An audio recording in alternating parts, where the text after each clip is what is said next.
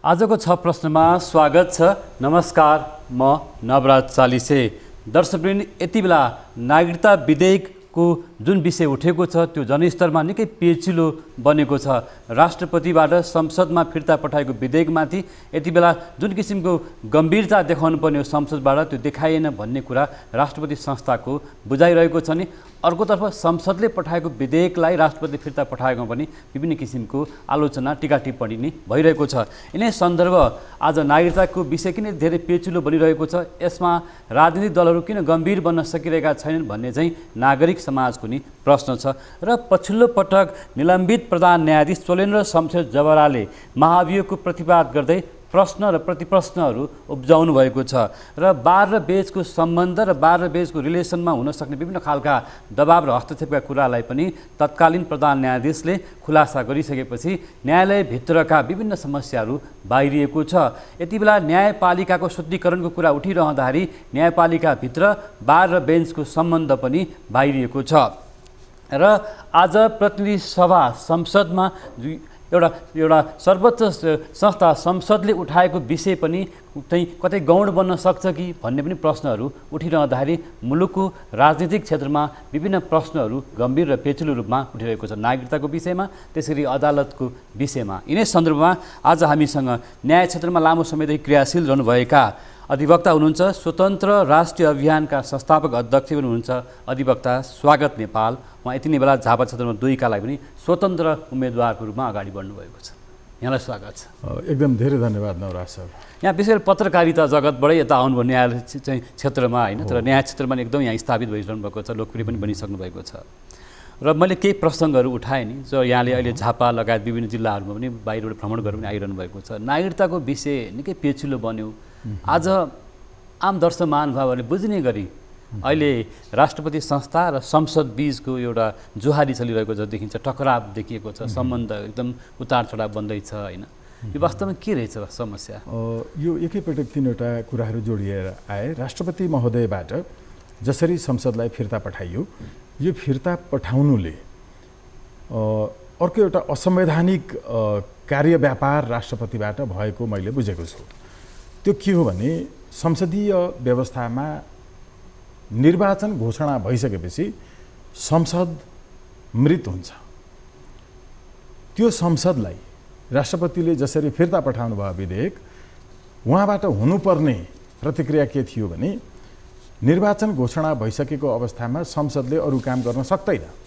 संसदको काम सरकारलाई निर्देशन दिने पनि हो, सरकारलाई सचेत गराउने पनि हो र दीर्घकालिक महत्त्वका विषयहरूमा काम गर्नका लागि संसदले र संसदीय समितिहरूले निर्देशन समेत गर्न सक्छ सरकारलाई।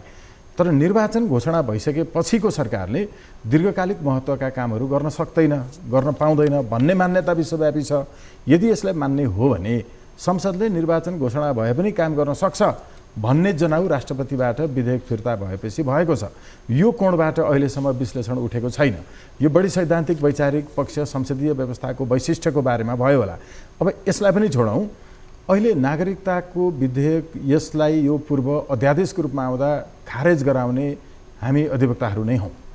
हामीले त्यसलाई खारेज गराइसकेपछि पनि फेरि झ्यालबाट यसलाई छिराइयो र नागरिकता ऐनमा केही संशोधन हुनुपर्ने विषयहरू थिए, महत्त्वपूर्ण थिए, जरुरी पनि थियो। तर भयो के भने अहिले जिल्ला फर्केर जिल्लाबाट चाहिँ घुमेर आउनु हुँदाखेरि के पाउनु भयो पनि भन्नुभएको हुनाले साह्रै महत्त्वपूर्ण कुरा अहिले जिल्लाका नागरिकहरूले नागरिकता विधेयकलाई जोडेर कसरी बुझेका छन् भने, एउटा सानो उदाहरण भनौँ। म अहिले झापाको क्षेत्र नम्बर 2 त्यहाँको बिर्ता बजार भन्ने ठाउँमा पुग्दाखेरि त्यहाँ इन्डियन भाषामा केही विज्ञापनहरू टाँसिएका छन्। इन्डियनहरूलाई लगायत अरूलाई बुझ्न सजिलो होस् भनेर बङ्गाली भाषामा, उतातिर चाहिँ भुटनिज भाषामा, बर्मिज भाषामा पनि छन्। यहाँ सजिलोसँग सस्तोसँग सुत्केरी गराइन्छ। स्वास्थ्यप्रदायक चाहिँ संस्थाहरूको विज्ञापन, त्यो सुत्केरी गराउन वास्तवमा हो। अहिले झापा भनेको चाहिँ नेपालको मात्रै नभएर दक्षिण एसियाकै एउटा मेडिकल हब बनेको छ। त्यहाँ उपचार गराउन मान्छेहरू आउँछन्, बच्चा जन्माउन पनि आउँछन्। बच्चा जन्माउन आउँछन्, सिमाना खुला छ, खुरुखुरु। बच्चा जन्माउन आएपछि हस्पिटलले बच्चा नेपालमा जन्मिएको प्रमाण दिन्छ। नेपालमा जन्मिएको प्रमाण भएको बच्चाले बाबुआमा पत्ता नलागेमा सोझै वंशजको नागरिकता, पछि पत्ता लाग्यो भने बाबुको नागरिकताको प्रकृतिको नागरिकतामा परिणत गर्ने अहिलेको व्यवस्था छ। यसले के गर्यो भने नेपालमा सिमाना खुला छ, खुरुखुरु आऊ, हस्पिटलमा बच्चा जन्माऊ, बच्चा जन्मेको प्रमाण हस्पिटलबाट ल्याऊ र पछि नागरिकता प्राप्त गर। अब नेपाललाई फिजी बनाउने कुरा चाहिँ त्यो नेपालको सीमा क्षेत्रका हस्पिटलहरूबाट हुँदैछ, त्यसमा पूर्वबाट हुँदैछ, त्यसमा पूर्वको पनि झापाको निर्वाचन क्षेत्र नम्बर 2 बाट हुँदैछ र त्यहाँबाट नेपाललाई अल्पसङ्ख्यक नेपालीहरूको देश बनाउने योजना बन्दैछ। त्यसैले हामीले अहिले निर्वाचनमा पनि यो नागरिकता विधेयकलाई कुनै पनि हालतमा संसदमा गएर खारेज गराउने त्यो 2 जना 4 जनाले पनि सकिन्छ। यो भने त गम्भीर प्रश्न हो नि त, अत्यन्त गम्भीर प्रश्न। जस्तो यहाँले उठाउनु भएको विषय भोलि नेपाल चाहिँ नागरिकता बाँड्ने थलो एकदमै होइन बन्न सक्छ भन्ने जुन कुरा यहाँले जुन जसरी सुत्केरी चाहिँ गराइन्छ भन्नुभयो नि होइन, विज्ञापनै छन्। यहाँले अहिले प्रश्न भयो नि नागरिकता बाँड्ने थलो प्रयोग गर्नुभयो नि, यस्तो एडेक्वेट, यस्तो अप्रोप्रिएट, एकदमै यथोचित शब्द प्रयोग गर्नुभयो। त्यो के हो भने संसारमा नेपाल मात्रै एउटा यस्तो देश हो जसले नागरिकता प्रदान गर्दैन, यसले नागरिकता वितरण गर्छ र टोलीको नामै नागरिकता वितरण टोली, जसले गाउँ गाउँमा तिम्रो नागरिकता छ भन्दै गएर सोधेर नागरिकता चक्लेट बाँडे जस्तो बाँड्छ। संसारको कुनै पनि देशमा यसरी आफै टोली खटाएर गाउँ गाउँमा गएर नागरिकता वितरण गरिँदैन। एउटा ड्राइभिङ लाइसेन्स लिन पनि फर्म भर्नुपर्छ, उत्तीर्ण हुनुपर्छ, अरू प्रक्रिया पुरा गर्नुपर्छ र आफै जानुपर्छ। सरकार आफै तपाईँको ड्राइभिङ लाइसेन्स छ भन्दै सोध्दै त आउँदैन नि। जस्तो एउटा कुरा धेरै उठेको विषय यहाँनिर छ, नेपाली चेली भारत जाँदा 7 वर्ष पर्खेर मात्रै उनले नागरिकता पाउँछन् होइन, उताबाट बुहारी भएर आउने बित्तिकै नागरिकता लिन सहज भयो अब होइन। अब यो एउटा फेरि इन्ट्रेस्टिङ छ, इन्डियाले सन् 1950 भन्दा यता नागरिकता वितरण गरेकै छैन, प्रदान गरेकै छैन। नागरिकता होइन, उसले नागरिकता प्रदान गर्दैन, नागरिकता प्रदान नगर्ने देश हो इन्डिया। उसले त विभिन्न खालका कार्डहरू प्रदान गर्छ, रासन कार्ड प्रदान गर्छ, उसले भोटिङ कार्ड प्रदान गर्छ, उसले चाहिँ त्यहाँ बिजनेस गर्न पाउने चाहिँ कारणले बस्न पाउने चाहिँ कार्डहरू प्रदान गर्छ। उसले सिटिजनसिप भनेर गर्दैन, जस्तो सिक्किमले सिक्किम सब्जेक्ट प्रदान गर्छ, सिक्किम सब्जेक्टका लागि उसका रासन कार्डहरू आधार हुन्छन् र आफ्नो स्टेटभित्र उसले सिक्किमको सब्जेक्ट अर्थात् लिगल जुरिस्प्रुडेन्सको भाषामा मान्छेलाई सब्जेक्ट भन्छ होइन, व्यक्ति। यहाँले के भन्न खोज्दै हुनुहुन्छ जस्तो लाग्यो। जस्तो मैले यहाँ तपाईँले जनसङ्ख्या कुरा उठाइरहेपछि मैले अलिकति एउटा प्रसङ्ग पनि चाहिँ मतलब यहाँकै विषयमा जानु खोजेको। जस्तो नेपालका 2 छिमेकी मुलुकहरूमा जनसङ्ख्या एकदम ठुलो जनसङ्ख्या छ। हामी तिब्बततर्फ पनि गरौँ, उत्तरी नाकाहरू पनि कुरा गरौँ होइन, जहाँ शरणार्थीहरू आइरहेछन् भन्ने कुरा सुनिन्छ, त्यो बेला बखतमा त्यो चर्चा पनि भइरहेकै छ। र यता दक्षिणतर्फको त कुरै भएन।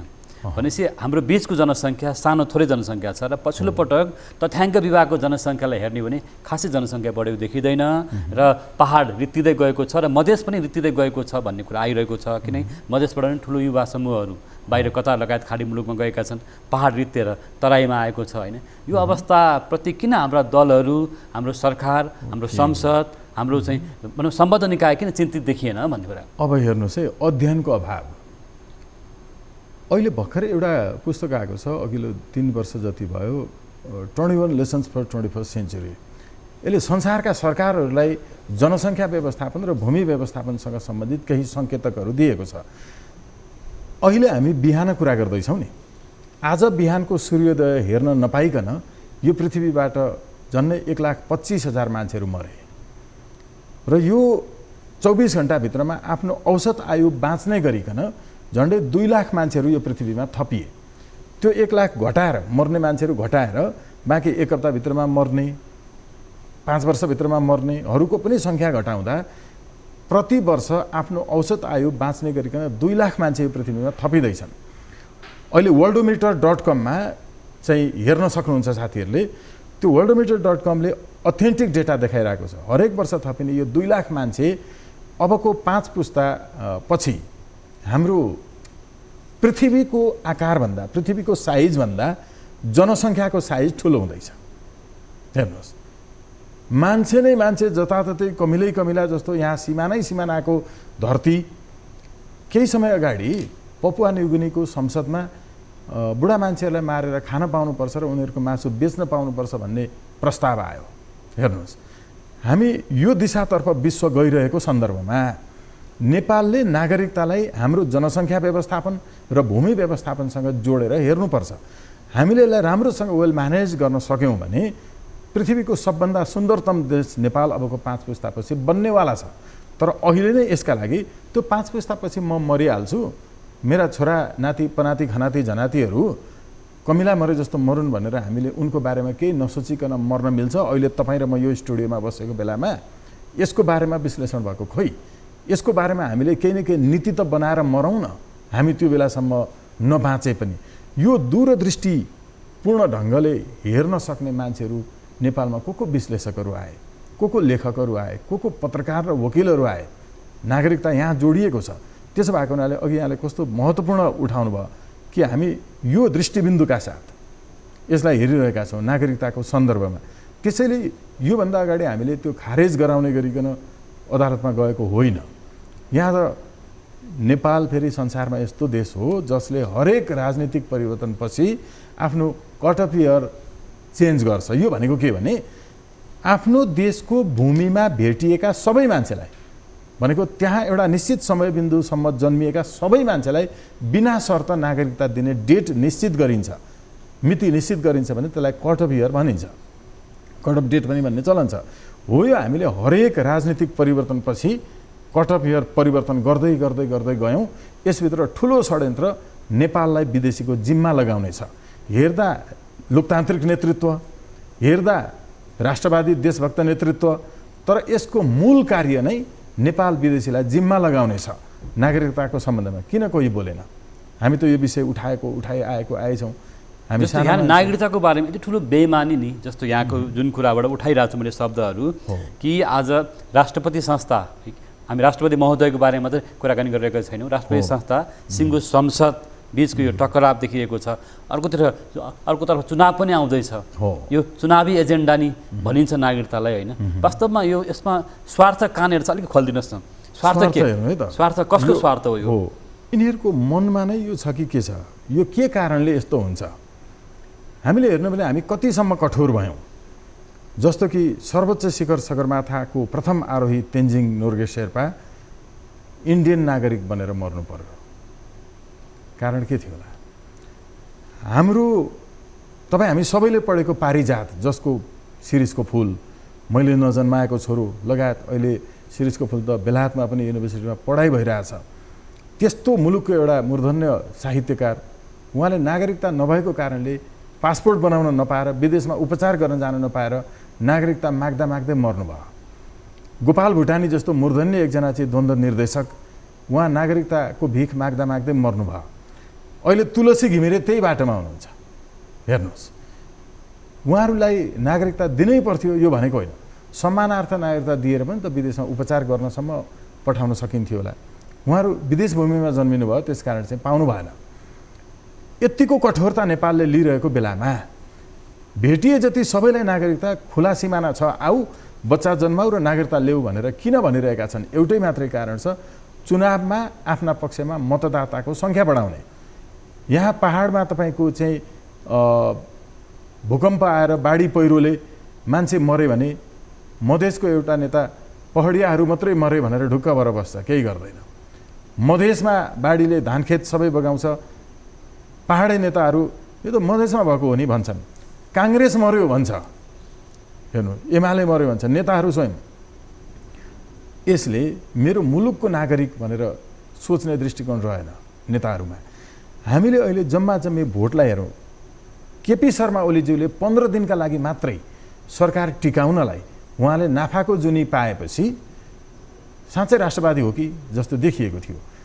मलाई मेरो भित्री मनले नै के भन्छ भने नि, केपी ओलीज्यूले नागरिकता अध्यादेश त्यति बेला ल्याउने उहाँलाई भित्र मनले चाहिँ दिएको थिएन।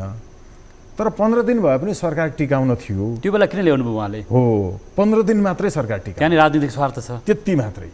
15 दिन भए पनि सरकार, किनभने सांसदहरूलाई खरिद बिक्री गरेर सरकार ढालिदिने विदेशीको शक्ति त संविधानले स्वीकार गरेको छ। यो संविधानले जनमतबाट बहुमतबाट सरकार बन्छ भन्दैन। यो बहुसिटे व्यवस्था हो, यो बहुमतीय व्यवस्था होइन। जनताको बहुमतबाट छानिँदैन। जस्तो नगरपालिकाको चाहिँ मेयर, गाउँपालिकाको अध्यक्षलाई डाइरेक्ट जनताले भोट हाल्छन्, त्यसैले पालिकाका वडाध्यक्ष र वडा सदस्यको बहुमतबाट नगरपालिकाको अध्यक्ष हट्न सक्दैन। त्यस्तै गरी सरकारको प्रमुख, केन्द्रीय सरकारको प्रमुख राष्ट्रपति जनताले डाइरेक्ट भोट हालेर बनाउने हो भने सांसदले हटाउन सक्दैन। बनाउने पनि जनताले, हटाउने पनि जनताले, रिकल गर्ने व्यवस्था हो। यो थियो भने सांसदले सरकार ढाल्न नसक्ने व्यवस्था थियो भने केपी ओलीले नागरिकता अध्यादेश ल्याउनु हुन्न थियो।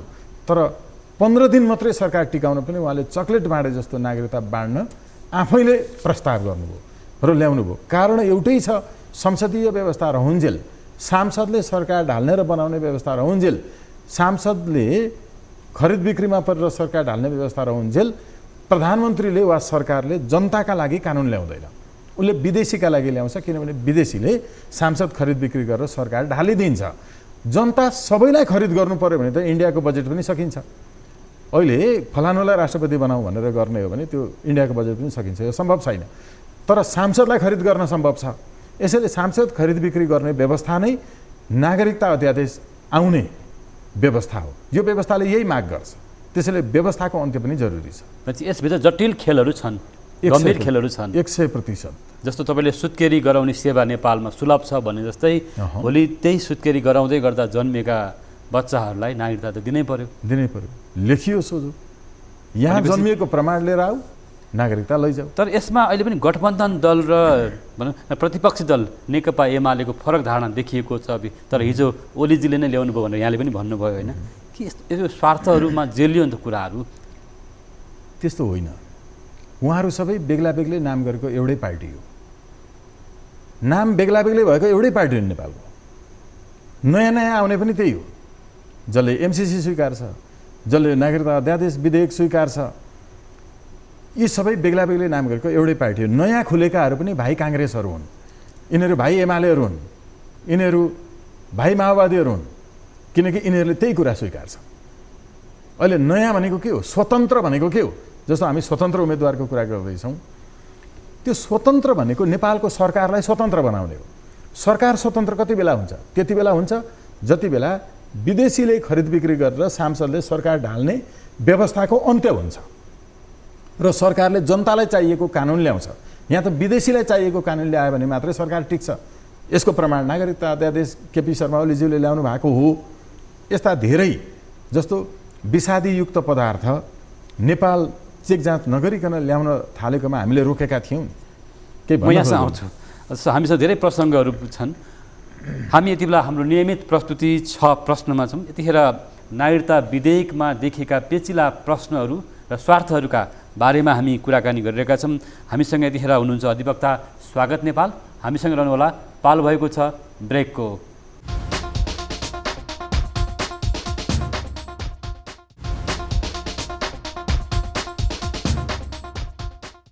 ब्रेकपछि यहाँलाई फेरि पनि स्वागत छ। हामी हाम्रो नियमित प्रस्तुति 6 प्रश्नमा छौँ। 6 प्रश्नमा आज हामी नागरिकता विधेयकमा देखिएको झमेला र निलम्बित प्रधान न्यायाधीश जोलेन्द्र शमशेर जबराले उठाउनुभएका प्रश्नहरूको बारेमा कुराकानी गरिरहेका छौँ। दर्शकवृन्द, हामीसँग स्वतन्त्र राष्ट्रिय अभियानका संस्थापक अध्यक्ष तथा अधिवक्ता स्वागत नेपाल स्टुडियोमा हुनुहुन्छ।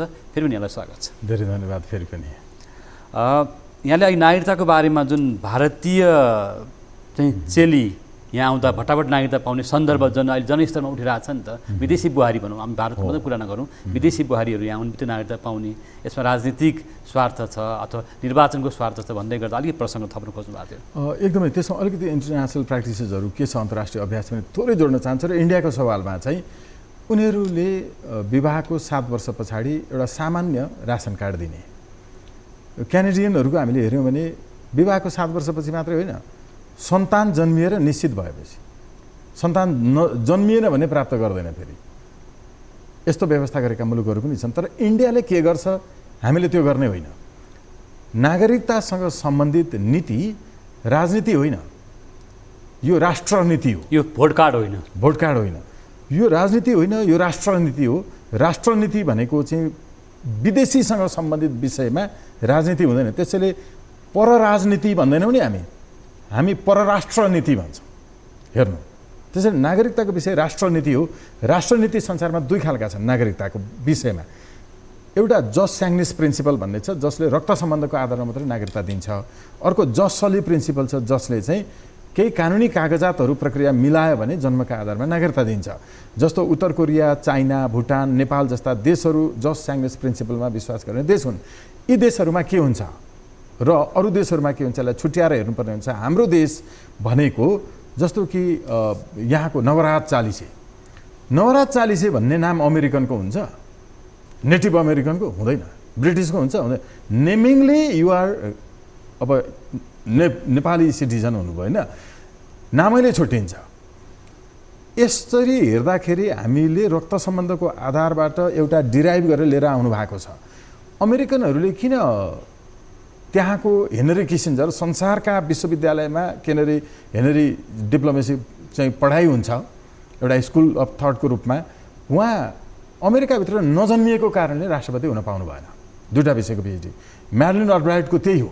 हेर्नुहोस्, अमेरिकी राष्ट्रपति भवनभित्र सफा गर्ने मान्छेहरू पनि डिसीभित्र मात्रै जन्मेका हुन्छन्। भारतमा सोनिया गान्धीको अवस्था त्यही छ। हो, उहाँको पनि देखियो, त्यही देखियो होइन। त्यहाँभित्रको नेटिभ नभएको हुनाले चाइनाको पोलिट ब्युरो मेम्बरहरू मेनल्यान्डभित्र जन्मिएको भन्दा अरू स्टेटमा जन्मिएको हुँदैन। किन यस्तो हुन्छ? यो जस स्याङ्निस अति संवेदनशील विषय हो। अब हामी समय थोरै छ, प्रश्न धेरै छन् मसँग। अब राष्ट्रपतिको राजीनामाको सम्म प्रसङ्ग आइसकेको छ। उहाँले डिफेन्सको उच्च अधिकारीहरूसँग भेटेको, सेनाका प्रमुखहरूसँग अथवा सेनाका पूर्व रथीहरूसँग पनि भेटेको कुराहरू आइरहेको छ होइन। यति भइसकेपछि राष्ट्रपतिले यो नागरिकता विधेयकलाई आफ्नो एउटा भनौँ न एउटा स्वाभिमानमा पनि जोडेर हो या के कारणले हो राजीनामाको सम्म प्रसङ्ग आएको छ। यसमा राजनीतिक खेल पनि होला, आफ्नो ठाउँमा होला, त्यो अर्को पार्टीको होइन, नेकपा एमालेको। अब यो के हो त यो विषय चाहिँ? संस्कृतमा एउटा भनाइ छ, वरम न राज्यम न कुराज राज्यम। यस्तो खालको चाहिँ राजनीति चलिरहेको बेलामा राष्ट्रपति भइरहेर बसिरहनुभन्दा राजीनामा दिनु उहाँले उपयुक्त हुन्छ, किनकि उहाँको समेत कारणले मुलुक दुर्घटनातर्फ जाँदैछ। भनेपछि राष्ट्रपतिले राजीनामा दिनुपर्छ भन्ने यहाँको भनाइ हो? दिनुपर्छ भन्ने वाक्य बोल्दिनँ, उहाँले दिनु राम्रो हुन्छ, किनकि हाम्रो शास्त्रले यही भन्छ। भनेको नागरिकता विधेयक पास भएको खण्डमा हो, पास भएको होइन, पास हुन नदिनलाई राजीनामा दिनु उपयुक्त हुन्छ, किनभने हाम्रो शास्त्रले यही भन्छ। नागरिकता विधेयक रोक्नको लागि राष्ट्रपतिले राजीनामासम्म दिन तयार हुनुपर्छ। हाम्रो संविधानको धारा 48ले यही भन्छ। त्यो के भन्छ भने सार्वभौमसत्ताको रक्षा गर्न, राष्ट्रियताको रक्षा गर्न, राष्ट्रिय ऐक्यताको रक्षा गर्नलाई हर एक नागरिकले कर्तव्य निर्वाह गर्नुपर्छ। त्यो सम्भव छ त? त्यो कति सम्भव देख्नुहुन्छ? व्यवहारिक कति छ? सजिलै छ नि। राजीनामा गर्ने व्यवस्था संविधानमा छ, राजीनामा नगर्न लेखेको होइन संविधानमा। अस्ति केही हल्ला आएको थियो बजारमा, जस्तो राष्ट्रपतिले नागरिकता विधेयकलाई होल्ड गर्न सक्नुहुन्छ होइन, अथवा केही दिन रोक्न सक्नुहुन्छ, अथवा बजारको यो विषयवस्तु पनि हो, सङ्कटकालसम्म जान सक्छ, अनेक अनेक कुराहरू आयो बजारमा। सङ्कटकालका चाहिँ केही आधारहरू छन् होइन, त्यसमा पनि अब इन्टरप्रिटेसन त गर्न, व्याख्या त गर्न सकिन्छ। यस कारणले सङ्कटमा जाने भएकोले भनेर भन्न सकिन्छ। तर अहिले उहाँले जसरी पनि यो नागरिकता विधेयकलाई रोक्नु नै पर्छ, यो उहाँको कर्तव्य हो, किनकि संविधानको रक्षा गर्नु राष्ट्रपतिको कर्तव्य हो। यो कर्तव्य उहाँको भएको हुनाले कर्तव्यबाट राष्ट्रपति पद उहाँलाई प्रिय छ कि संविधान, राष्ट्र, सार्वभौमसत्ता, अखण्डता प्रिय छ, यो हेर्न जरुरी छ। त्यसमा राष्ट्रपति त्यो खालको हिम्मत गर्न सक्नुहुन्छ? म त राष्ट्रपतिमा हिम्मत छ भन्छु, किनभने हाम्रो पञ्चतन्त्रको 40औं अध्यायको 8औं श्लोकले के भन्छ भने आहारा 2 गुणा चापी बुद्धि चासो चतुर्गुणा षड्गुणा व्यवसाय कामचाष्टो गुणा स्मृता भन्छ। महिलाहरूको आहारा पुरुषको भन्दा 2 गुणा बढी हुन्छ अरे। यसो बोडी छोडी केलाउँदा पनि खाइरहेका हुन्छन्। अनि काम 4 गुणा बढी हुन्छ अरे, कामचाष्टो गुणा स्मृता। तपाईँको चाहिँ व्यवसायमा 6 गुणा अगाडि हुन्छन् अरे, 60 गुणा व्यवसाय छ। महिलाहरूले अहिले तपाईँको ड्राइभिङ लाइसेन्स 11% प्राप्त गरेका छन्, तर जम्मा एक्सिडेन्टको महिलाले चलाएको गाडीले आएको छ। छिटो छिटो राष्ट्रपतिले चाहिँ सरसल्लाह गर्नुभएको, परामर्श गर्नुभएको, कति व्यवहारिक भएन, कति उचित भएन भन्ने पनि कुरा उठेको छ। त्यो भन्ने चाहिँ को हो? त्यो भन्ने कति व्यवहारिक छ हेरौँ त। उसले कुन आशयले भनिरहेको छ, आशय हेर्नुपर्छ। एउटै मान्छे। अर्को कुरा, उहाँलाई चाहिँ के पनि आरोप राष्ट्रपतिलाई भन्दाखेरि उहाँ चाहिँ अब एउटा पार्टीको जिम्मेवार नेता कुनै समयमा होइन, त्यसकारणले एमालेको इसारामा उहाँले गर्नुभएको छ पनि भन्छन् नि। अनि संसदबाट राष्ट्रपति चुन्ने व्यवस्था हटाउँ न त, हामीले भनिरहेछौँ। जनताले डाइरेक्ट चुन्ने व्यवस्था गरौँ न। व्यवस्था राख्ने यो संसदबाट चुन्ने, अनि पहिला एउटा नेताको थियो भनेर हुन्छ एउटै मान्छेमा यति राम्रो खाने मुख पनि छ, मलद्वार पनि छ। म एजेन्डा वाइज हेर्छु, एउटै मान्छेले कहिले राम्रो काम पनि गर्न सक्छ, नराम्रो पनि काम गर्न सक्छ। नराम्रो गर्ने र राम्रो गर्ने कोही हुँदैन। अहिले नागरिकताको सवालमा राष्ट्रपति महोदयबाट जे चाहिँ यो अरू कार्यव्यापारहरू भइरहेका छन् यो सही छ। अब हाम्रो थोरै समय छ। निलम्बित प्रधान न्यायाधीश चोलेन्द्र शमशेर जबराले धेरै प्रश्न उठाउनु पनि प्रतिप्रश्न गर्नुभयो होइन। बार र बेन्चको सम्बन्धको कुरा गर्नुभयो, राजनीतिक हस्तक्षेप भयो आफूमाथि, विभिन्न खालको दबाबहरू आए, पदका दबाब आयो होला, विभिन्न खालको प्रलोभनहरूको आयो होला भन्ने पनि कुरा उहाँले खुलासा गर्नुभएको छ। यो प्रसङ्गलाई कसरी लिनुभएको छ? बयानमा बोलाउने अनि मैले भनेको मात्रै भनेर भन्ने। उहाँहरूले भन्ने कुरा पहिला भनिसक्नुभयो महाभियोगको प्रस्तावमा, अब भन्ने पालो उहाँको हो नि त होइन। अनि बयानमा बोलाएर मलाई चाहिएको मात्रै भन्ने हुन्छ त? कस्तो मूर्ख कुरा हो। सबै थोक भन्न पाउनुपर्छ भन्नुहुन्छ, भन्ने नै बेला हो यो। त्यसकारण उहाँलाई भन्न बोलाइएको होइन त कि लेखेर दिनु नि। तर उहाँले त एकदम धेरै कुरा खुलासा गर्दाखेरि त न्यायालयभित्रको अब हामी शुद्धिकरण भन्दै गर्दा त्यहाँ त धेरै उकुस रहेछन् भन्ने कुरा पो देखियो। यसैले त भनेको त मन्त्री गुप्त परिभाषणै भनेको के हो भने गोप्य कुराहरू परिभाषण गर्नुपर्छ भन्नुपर्छ। शास्त्रले यही भन्छ होइन र? गोप्य कुरा सार्वजनिक पदमा बसेको मान्छेले सम्परिभाषण गर्नुपर्छ, बताउनुपर्छ। बताइदिनु भयो। तर हामीले त त्यति बेला किन बताउनु भयो? त्यति बेला किन सक्नु भएन उहाँले? अहिले किन बताउँदै? त्यति बेला बयानमा किन नबोलाएको त? बयानमा अहिले बोलाउने अनि त्यति बेला भन्नु पर्थ्यो भन्ने होइन र? जति बेला भन्छन् त्यति बेला भन्ने हो नि त। त्यो भएको हुनाले यस्तो केटाकेटी कुरा गरेर हुँदैन। हेर्नु, हरिकृष्ण कार्कीज्यूको चाहिँ प्रतिवेदनमा न्यायालयभित्रको प्रमुख भ्रष्टाचारी भनेको बार एसोसिएसनको नेतृत्व हो भनेको छ त। बेन्च बार समन्वय समिति नामको एउटा बिचौलिया कमिटी छ भनिएको छ त।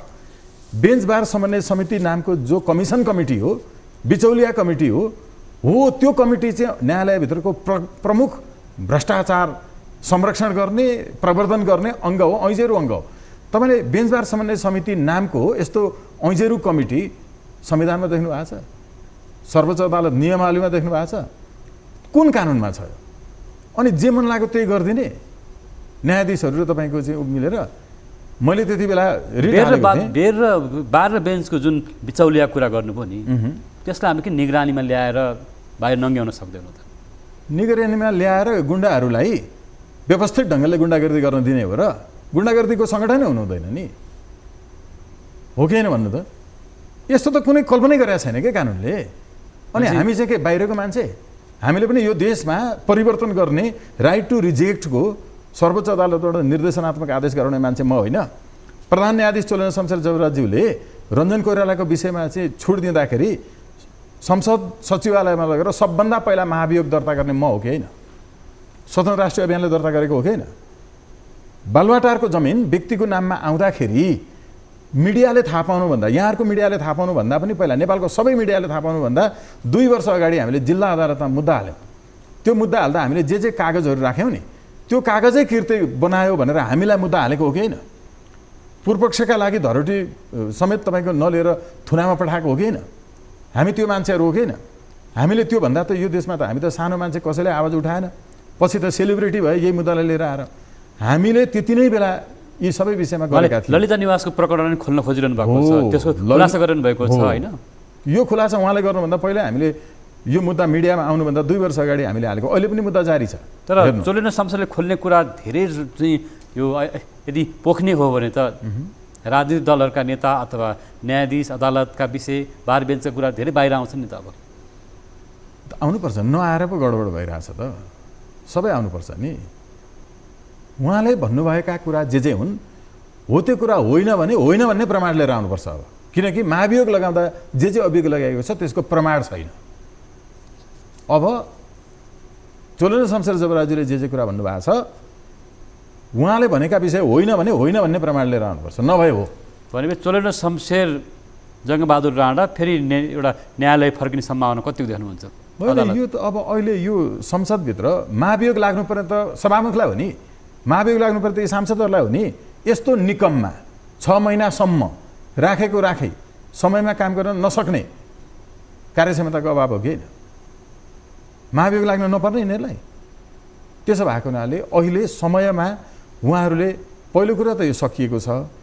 दोस्रो कुरा, हामीले हाम्रो सन्दर्भमा हेर्ने भने हामीले त्यति बेला प्रधान न्यायाधीशको पनि गलत कामको विरुद्धमा कालोपट्टि बाँध्यौँ, बारको पनि चाहिँ विरुद्धमा कालोपट्टि बाँध्यौँ र बार र अदालतले गरेको दुवै राम्रा कुराको पक्षमा हामीले सेतोपट्टि बाँध्यौँ। हामी कालो र सेतो दुवैपट्टि बाँधेर आन्दोलनमा उत्रियौँ। जबकि बार जसरी आन्दोलित भइरहेको थियो र चोलेन शमशेरको अहिले जुन खालको बयान आइरहेको छ, उहाँले बारको नेतृत्वको नामै लिएर त्यहाँ भागबण्डाको कुरा भयो, त्यहाँ पद माग्यो भन्नेसम्म कुराहरू गर्नुभएको छ। अनि जे हो त्यो राख्दा के भयो त? उहाँले भनेकै होइन नि, त्यो त हरिकृष्ण कार्कीज्यूको प्रतिवेदनमा छ नि। हरिकृष्ण कार्कीज्यूको प्रतिवेदन डिटेल। त्यसो हो भने त अदालतभित्रको जुन अहिले देखिएको छ भागबण्डाको राजनीति रहेछ यो त 100%। हामी पत्रकारितामा हुँदा मलाई लाग्छ हामीले सँगसँगै त्यो रिपोर्टिङ गऱ्यौँ। न्यायाधीश नियुक्त भइसकेपछि पार्टी कार्यालयमा पार्टी अध्यक्षलाई धन्यवाद दिन लर्को लागेर गएको हामीले फोटो छापेनौँ? हामी नै हो नि। कोर्टको रिपोर्टिङ, संसदको रिपोर्टिङ गर्ने हामी नै हौँ। आज होइन, म 46 सालदेखि म पत्रकारितामा थिएँ। लगभग मैले 25 वर्ष पत्रकारिता गरेँ। हर एक नेताको घर घरमा पुगेर संसदभित्र पसेरदेखि लिएर पार्टी कार्यालयभित्रको सबै तपाईँ र मलाई थाहा छैन र? नवराज सरले जे गर्नु भने भलिभाँति जान्नुहुन्छ नि। तर हामी जनताका लागि केही कुराहरू होइन यति चाहिँ अलिकति सुध्रिन्छन् कि भनेर पिन्स्योले घोचेर काँडो निकाल्ने ठाउँमा बन्चरो किन हान्ने भनेर नभनेको पो त। अब एउटा कुरा तपाईँ भन्नुभयो उहाँले, पत्रकारिताबाट कानुनी क्षेत्रमा त्यसै गरी अहिले अब राजनीतिक क्षेत्रमा नि अगाडि बढ्नु भएको छ। अन्तिममा यहाँलाई एउटा चाहिँ प्रश्न गर्नै पर्ने हुन्छ। जसरी बालेन शाहको चर्चा चलिँदै गर्दा एउटा स्वतन्त्र उम्मेदवारको चर्चा पनि चलिरहँदाखेरि तपाईँ झापा क्षेत्र नम्बर 2बाट उम्मेदवार बन्दै हुनुहुन्छ, किन, के को लागि? झापा म जन्मिएको, हुर्केको, बढेको झापा जिल्लामा बाहेक यो पृथ्वीमा काहीँ पनि मेरो घर इत्यादि छैन। म अहिलेसम्म त्यहीँको चामलले खान्छु। तर मैले नागरिकता अध्यादेश खारेज गराउनका लागि, यो आइफा अवार्ड खारेज गराउनका लागि, एमसिसी विरुद्धको मुद्दा दायर गर्नका लागि झापा जिल्ला अदालतमा दर्ता हुँदैन थियो, काठमाडौँमै गर्नुपर्थ्यो। यसकारण म विशेष मुद्दाहरूका लागि काठमाडौँमा हुन्छु। त्यो बाहेक सबै मेरो झापामा छ र म झापामा उम्मेदवारी दिइरहेको छु। अर्को कुरा, संसदमा गइसकेपछि महत्त्वपूर्ण रूपमा एमसिसी खारेज गर्ने हो। त कुनै पनि हालतमा खारेज हुन्छ, नागरिकता विधेयक खारेज हुन्छ, लगायत असमान सन्धि सम्झौता मात्र होइन, त्यहाँको विकास निर्माणका कामहरू जो छ यसको नागरिकता र एमसिसीको नि सम्बन्ध उस्तै छ हो, के लाग्छ? मजाले छ। एमसिसी र नागरिकताको सम्बन्ध नेपाललाई अल्पसङ्ख्यक नेपालीहरूको देश बनाइदिइसकेपछि अमेरिकनहरूले जे पनि गर्न सक्छन्। हस्, धेरै महत्त्वपूर्ण र गम्भीर प्रश्नहरू र चोटिला कुराहरू उठाउनु भएको छ। महत्त्वपूर्ण विषय राख्नुभयो, यसको लागि धन्यवाद। आभार व्यक्त गर्छु, धन्यवाद ज्ञापन गर्छु। हस् त दर्शकवृन्द, हामी हाम्रो नियमित प्रस्तुति 6 प्रश्नमा आज हामीले नागरिकता विधेयकमा देखिएका नागरिक समाजमा उठेका जल्दा बल्दा प्रश्नहरू र निलम्बित प्रधान न्यायाधीश चोलेन शमशेर जबराले महाभियोगको प्रतिवाद गर्दै उठाउनुभएका प्रश्नहरूका बारेमा कुराकानी गऱ्यौँ। र आजको लागि नियमित 6 प्रश्नमा हामीसँग जोडिनु भएको थियो स्टुडियोमा स्वतन्त्र राष्ट्रिय अभियानका संस्थापक अध्यक्ष तथा अधिवक्ता स्वागत नेपाल। उहाँको समय र विचारको लागि पनि धन्यवाद दिँदै हाम्रो यो प्रस्तुतिबाट बिदा माग्छौँ। नमस्कार।